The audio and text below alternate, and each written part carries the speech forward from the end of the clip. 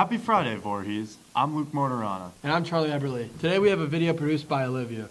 We also have a video produced by Bret Schuler about the tennis team. And another one brought to you by Ethan Blake. Voorhees Now starts now.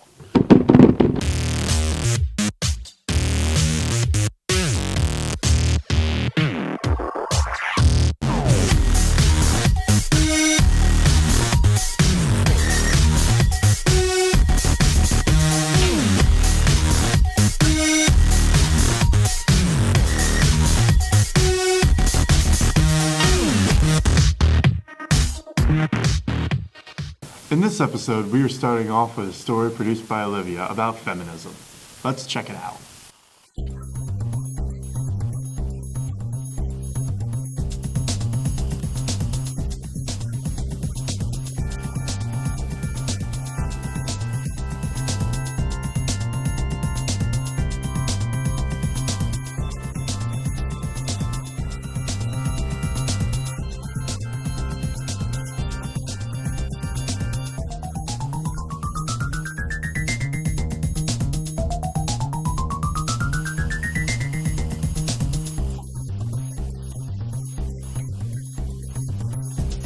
Well, boy, do I have some information for you. Yes, feminism primarily assists women's place in the world and their equality to men. Some feminist positions directly advantage men. For instance, feminism successfully overturned laws to discriminate against men. It determined that the familiar stereotype, the active boy, aggressive and assertive, the passive girl, docile and submissive, was not fit to be written into the law. Also, did you know that because of the feminist Rape is Rape campaign, more than 160,000 emails were sent to the FBI to change the written definition of rape, which at the time was carnal knowledge of a female forcefully against her will. This meant that many sexual assaults, including the rape of men, were not a part of the Bureau's annual Uniform Crime Report. The new definition now includes all forms of penetration and no longer excludes men.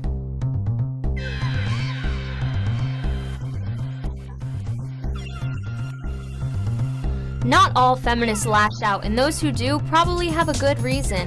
Maybe they are tired of not being taken seriously, tired of sexism and being oppressed, gender inequality, or labeled because of these myths.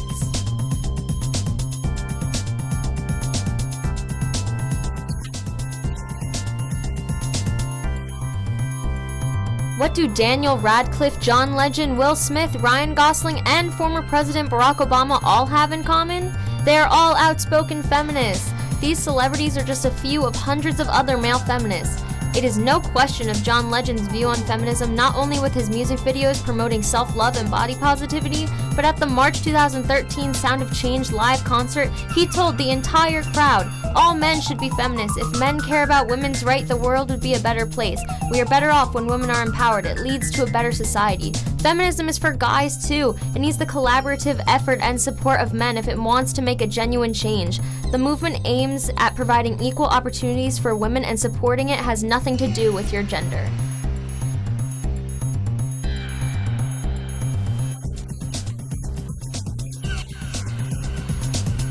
Now this one's simple. Feminism is about giving women choices. Why would we limit how people express themselves? There are many myths about the feminist movement that need to be abolished. I hope this sheds some light on a topic that not many people talk about. From Voorhees Now, I'm Olivia Brennan. Thanks, Olivia. That was really interesting. Now let's go over to you in the studio with the weekly grind. Hey guys, I'm Olivia Brennan, and this is your latest dose of the Weekly Grind.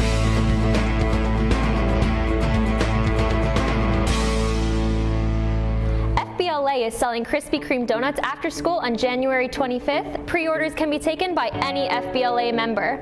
Looking for something to celebrate in the dead of winter? Matt and Kaylee have a little something to get excited about on Tuesday, January 23rd. Let's check that out. Hi, I'm Kaylee Drake with VHSTV, and today we're celebrating one of the best holidays ever created. National Pie Day! Pie, you either like it or I don't like you. Before there's any confusion, January 23rd is the actual day to celebrate and eat pie. Unlike Pie Day, which celebrates 3.14592653589793284626433833279. Pie is one of the most popular desserts in the U.S. with about $700 million worth of pie sold yearly, with the most popular flavors being pumpkin, pecan, cherry, and the American favorite, apple pie.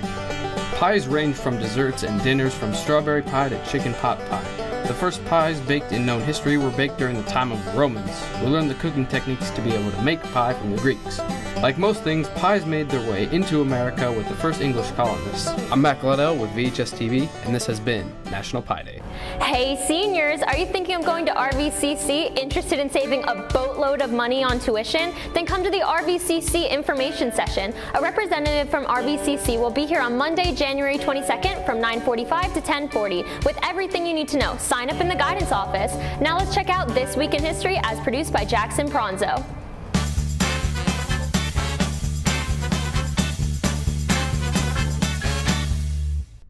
On January 19th, 2013, calcium deposits were discovered on Mars. Also, this is Edgar Allan Poe's birthday. On January 20th, 1945, Franklin D. Roosevelt was inaugurated. In 1981, Ronald Reagan was also inaugurated. And in 2009, Barack Obama was inaugurated. In 1892, the first basketball game was played in Massachusetts. On January 21st, 2008, Black Monday occurred worldwide. On January 22nd, 1946, U.S. President Harry Truman sets up the Central Intelligence Agency. In 1857, the National Association of Baseball Players was founded in New York.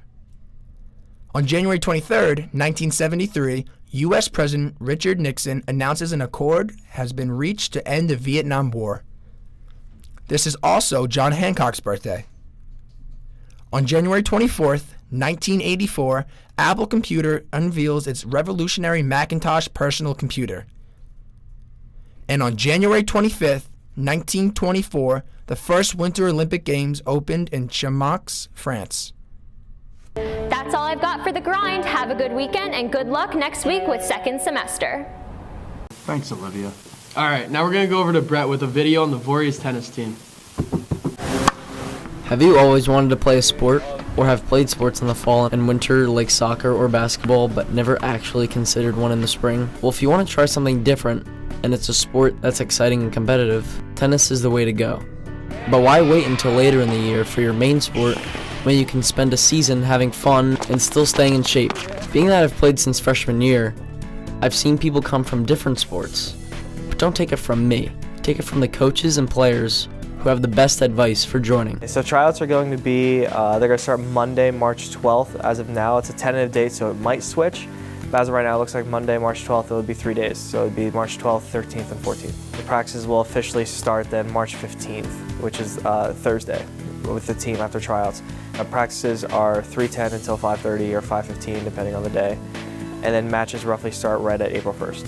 Practices, I guess it really depends on like if we got a match coming up or if it's just a regular practice. Like we'll run through warm-ups and our captain here, Bret, and Cooley this year will take us through those. But we'll, depending on if you're singles and stuff like that, you'll do drills specific to that. You can expect that you're going to be playing in various conditions, whether it's windy, extremely hot, or just freezing cold. I mean, for one time I played in the snow. That was quite interesting. And just expect that your opponent knows how to play and that they can put the ball back onto your side of the court. Gear-wise, you need at least one racket. Doesn't really matter. There's kids on the team who have $20 rackets and there's kids on the team who has $200 rackets. And just basic athletic wear, and the most important part would probably be tennis shoes, because running sneakers won't cut it. They will get destroyed within the first week. You'll put a hole through it. And just show up ready to win. The biggest attribute that we're looking for are kids who are good students first and good athletes second, and I would even go as far to say, good people. We can teach them all tennis skills in the world, but if they can't maintain their grades, if they can't be responsible and disciplined and be a good teammate, then we're really in an uphill battle, instructing them and helping them. So we want kids who are responsible, organized, disciplined, and just well-rounded kids who are willing to work hard. So if someone came from a different sport and they wanted to try to do this and get some playing time, it's definitely possible, because a lot of sports incorporate a lot of the same ideals and a lot of the same movements. Your core is still used in any sport that you really play. I always tell people that I could take an athlete and make them a tennis player. It's harder to take someone who wants to play tennis who's not as much of an athlete to play sport. I'm not saying it's not possible, but I can take an athlete, and Coach Hall could take an athlete and make them a tennis player because the skill sets are pretty much the same as a lot of other sports. Good hand-eye coordination and good footwork. When tennis players are out of season, the nice thing about being a tennis player is you can either play at a club or you can play at a recreational field or facility. If you don't even have the money to pay for tennis, you can play for free. And we've been fortunate enough to work with Courtside and have lessons, have instructors there, work with our team, give us court time and give us those extra sessions and technique skills that we need to be successful. Tennis has persuaded me to play maybe in college recreationally, and because it's just a fun sport and great guys here at Voorhees. So if you want to find me to ask about the team, I'm found in room 322 most of the day. It's the business lab. I'm there a lot of the day. And then from 2:30 on, I coach 3 seasons, so you can find me with whatever season I'm coaching. I'm coaching basketball in the winter, so you can find me in the gym a lot. So either 322 or the gym is where I'd recommend to come ask me about the sport. Make sure you consider going out for the tennis team this spring. All right, now let's go to a video about climbing Mount Tammany. Tammany? I don't know. With Ethan. Let's check it out.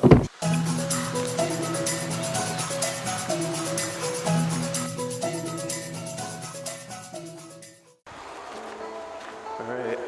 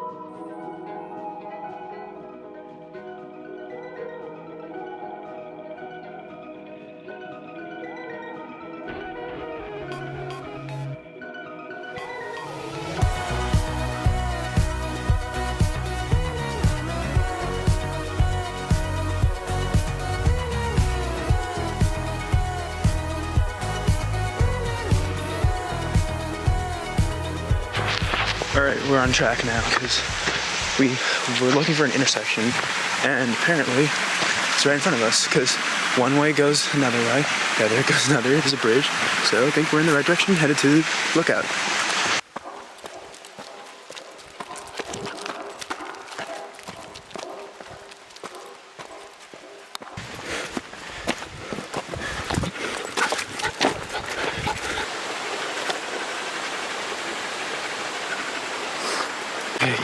There are these 2 elderly people behind me, and they're going a little slow, and they have like these hiking sticks going up this like steep cliff thing.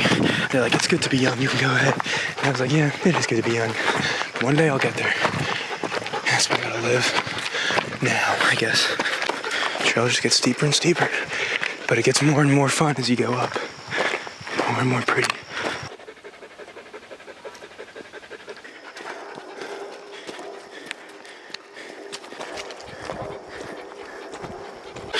And also, walking up this mountain, you see all sorts of people from all sorts of places.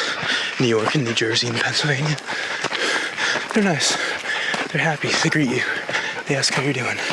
I like it. It's interesting up here. Looks similar to Round Mountain, but you just like feel a lot more high up than you usually would in Round Mountain. And it's a lot clearer than Round Mountain too.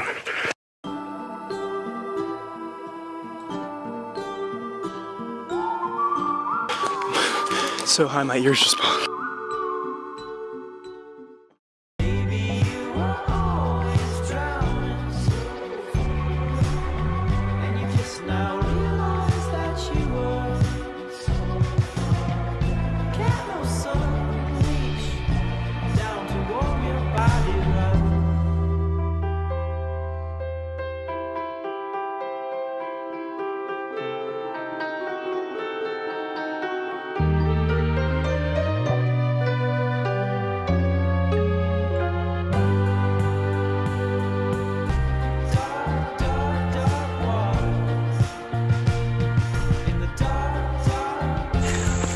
all you can see for miles is just white on that side. On that side, white, blue. We're literally like walking on the edge of the mountain right now, Wolf.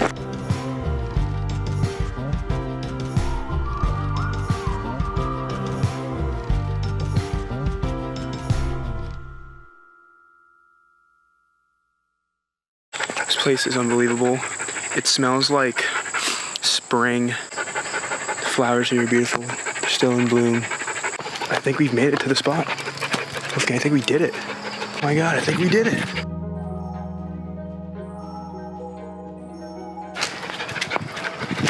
This is it.